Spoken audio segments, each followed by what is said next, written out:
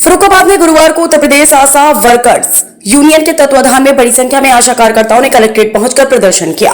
उन्होंने deputy CM को संबोधित एक ज्ञापन जिलाधिकारी डॉक्टर अंकुर लाठर को सौंपा, जिसमें मानदेय सहित 9 प्रमुख मांगे रखी गई। आशा कार्यकर्ताओं ने बताया कि फरवरी माह में उनकी मांगों पर सहमति बनने के बावजूद अब तक कोई कार्रवाई नहीं हुई। इसी के विरोध में आशा यूनियन के जिलाध्यक्ष मिथिलेश सोलंकी के नेतृत्व में कार्यकर्ता नारेबाजी करते हुए कलेक्ट्रेट पहुंची।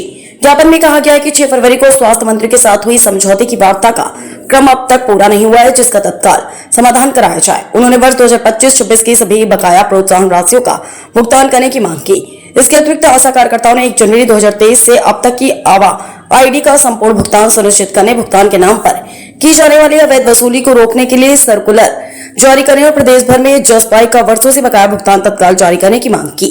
इस दौरान सचिन, सपना, कटिहार, मंजू, कुसुम, ममता, चंद्रकाली, उषा देवी, सुनीता, सरोजनी, शशिकला, किरण देवी सहित बड़ी संख्या में आशा कार्यकर्ता मौजूद रहे। फर्रुखाबाद से राजीव कुमार, समाचार 24। लेके आए हैं मामला कि हमारा 3 महीने से कोई पैसा नहीं आया हम आशाओं का, और जनवरी फरवरी का भी पूरा पेमेंट नहीं हुआ। तो मैं मैम से मिलने आए, क्यों हमें पता चला कि मैम बहुत अच्छी हैं, तो हम लोग आके मैम से अपना दर्द कहा हम लोगों ने।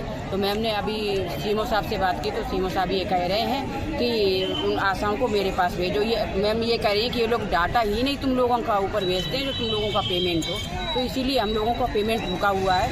इसलिए इन लोगों को अभी वेतन रोक दिया गया कि डाटा क्यों नहीं भर के भेजा है। अब फर्स्ट बात ये है कि हमारा जो संगठन से तीसरी वार्ता होने, तो ये ज्ञापन हम लोग लेके आए हैं।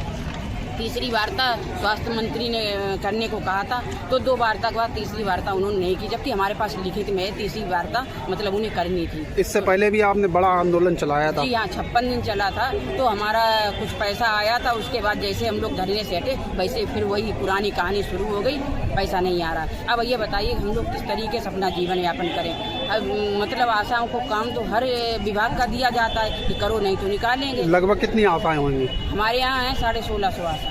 सभी महीनों से फंसा हुआ है? 3 महीने से तो एक पैसा नहीं आया हम लोगों को। बताइए, हम लोगों का जो 3035 रुपया आता है, अगर वो भी नहीं आएगा तो आशाएं तो एक मीडियम घर से हैं। ये तो है नहीं कि आशाएं अगर पैसे वाली हों तो ये नौकरी क्यों करें, हैं? तो हम लोग परेशानी में इतने जी रहे हैं। डीएम मैडम ने क्या आश्वासन दिया? डीएम मैडम ने ये आश्वासन दिया है कि जाओ सीमो साहब से बात की, तो सीमो साहब ने कहा कि आशाओं को मेरे पास भेज दो। अब वही पुरानी बातें फिर शुरू हो जाएंगी। मतलब हमारा समस्या का तो हल हो नहीं रहा है, इसीलिए मुझे मैडम, अगर आपकी सुनवाई नहीं हुई तो इसके बाद क्या? भैया अगर नहीं सुनवाई हुई तो परेशान होकर इंसान फिर हम लोग अनिश्चितकालीन धरने पे ही जाएंगे। यही हमारे पास चारा है और कोई चारा नहीं है।